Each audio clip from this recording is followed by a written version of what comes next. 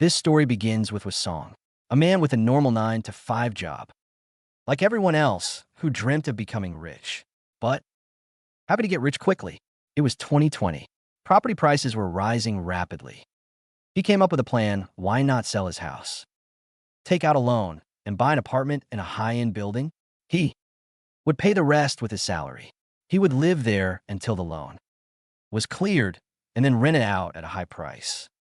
This way, the rent, almost equal to his salary, would cover his expenses, and he would also own an asset worth 1.1 billion won.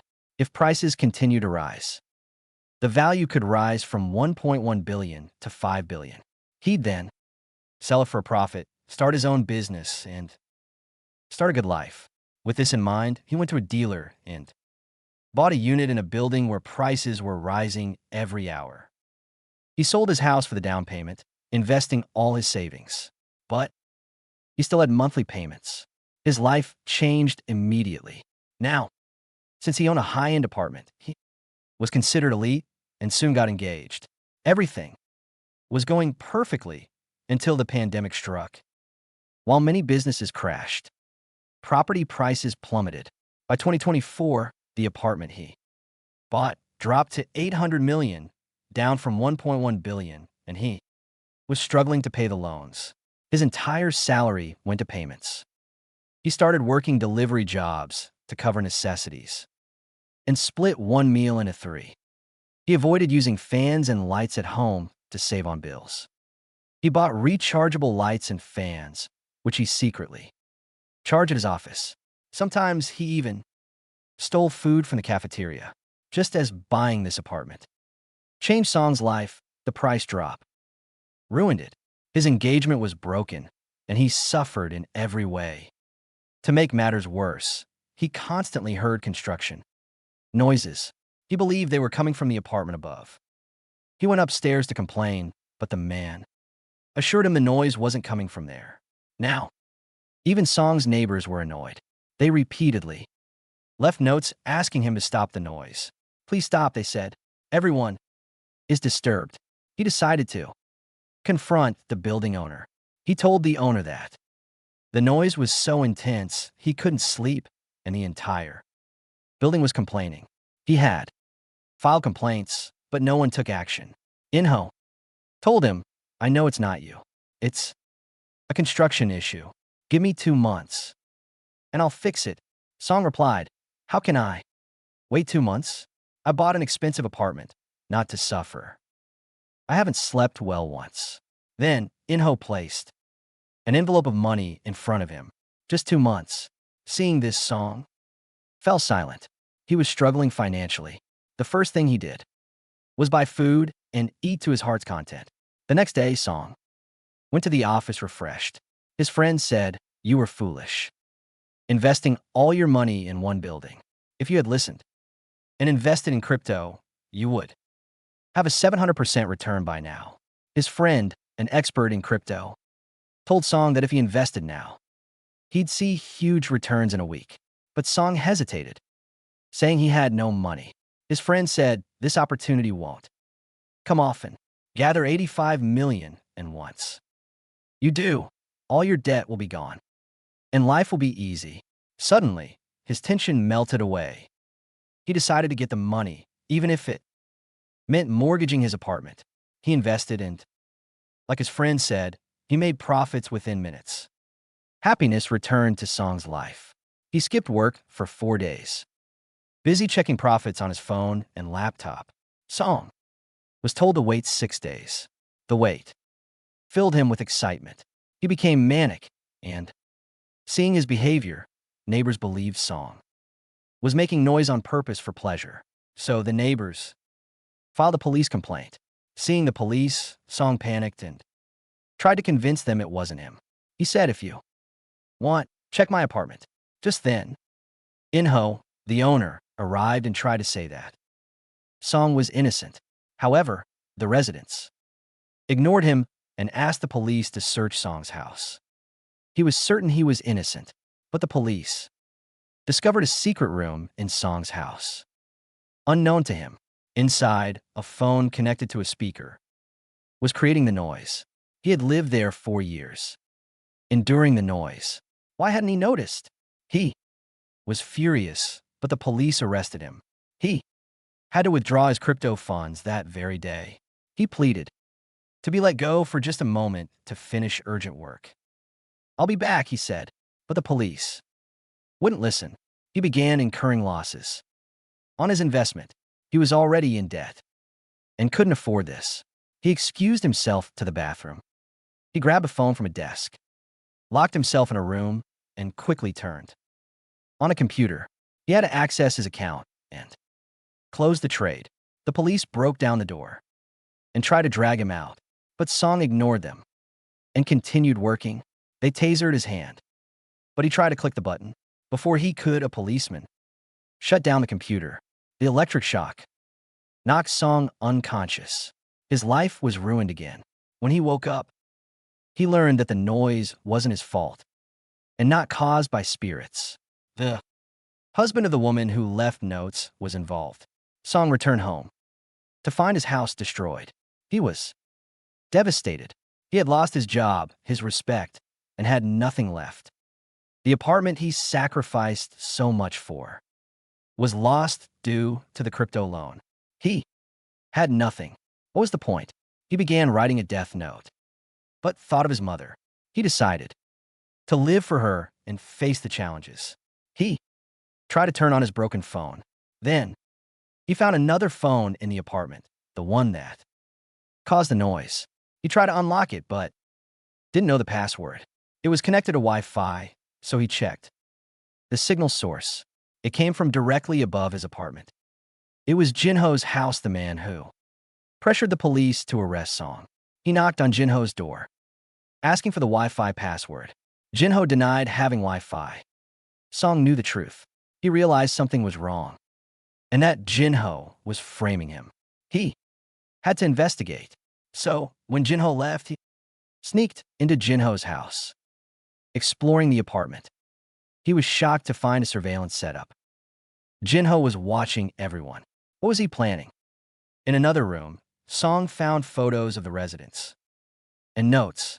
It was clear he was collecting data on everyone, especially the building owner. He checked the surveillance system and saw phones connected that were making the noise.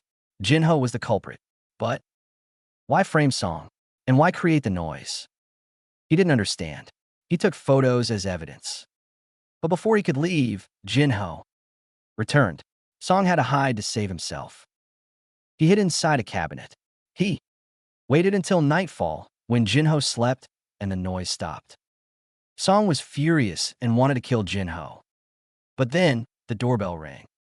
Song hid under the bed. It was the woman who had left notes at Song's house. She was working with Jinho for money.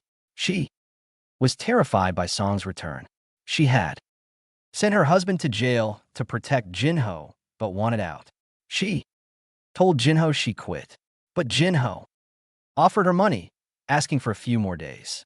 Jinho didn't understand her fear and tried to buy her off.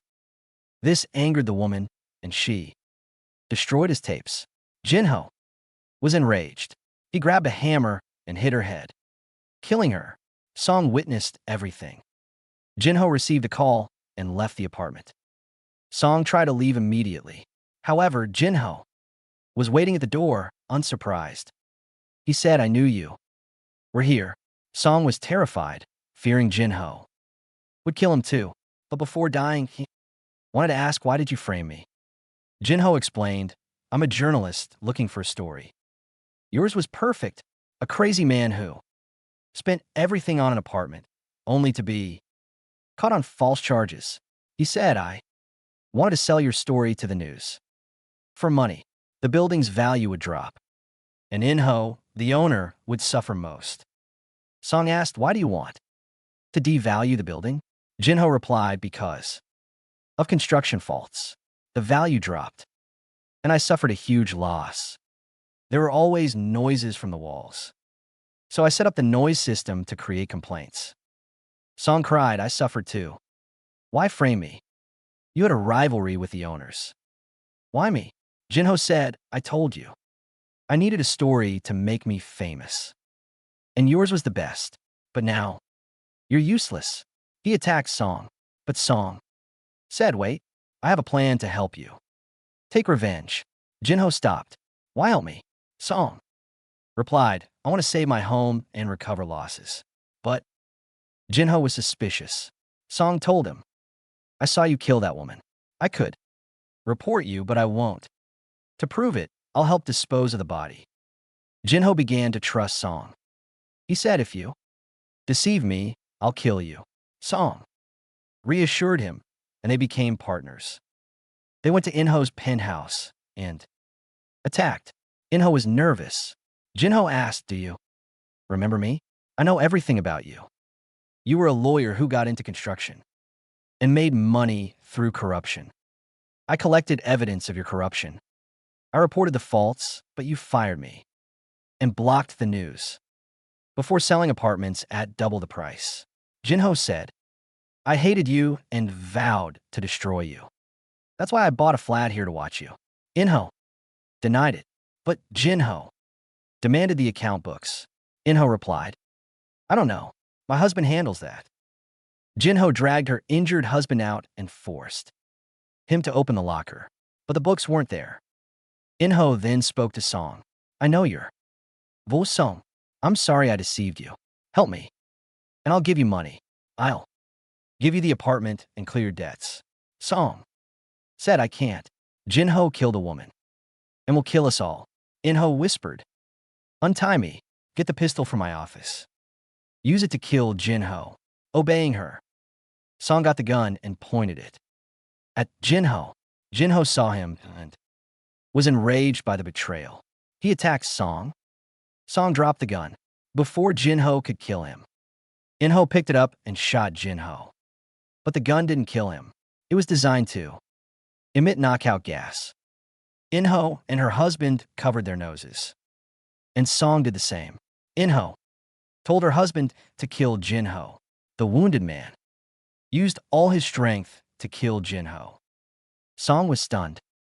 Inho then attacked Song with a hockey stick. When Song was near death, she said, I hate poor people like you. In your greed, you buy flats here. Trying to match the elite, but you just stink. I hate you. You were looking for the account book? It was on the shelf. She confessed her crimes to Song, confidently, knowing Song wouldn't survive to tell the police. She raised her stick to finish him, but Jinho rose up and grabbed her throat. He had pretended to be dead to get a confession. He strangled Inho to death. Jinho was in bad shape. He told Song to take the book to the media to expose the building's secrets. Song picked up the book and found evidence that Inho had demolished his apartment. He walked to the kitchen. Jinho asked, what are you doing? Song replied, I won't follow orders anymore. He put the book and his debt papers in the microwave, turned on the gas, and left. The apartment exploded, leaving Song watching silently. The penthouse explosion erased all evidence of Song's involvement and his loans. He then made a brilliant move, giving the police the evidence from Jinho's house. He didn't reveal the building's flaws, knowing it would cause a scandal and drop prices again. The news claimed the building was fine. Jinho held a grudge and tarnished its reputation. The news raised prices again, solving Song's problems. Song returned to his apartment, overjoyed. Faint noises still echoed. He knew it was a permanent fault, but he didn't care. He would sell it and leave. That's how the movie ends, with his story of survival.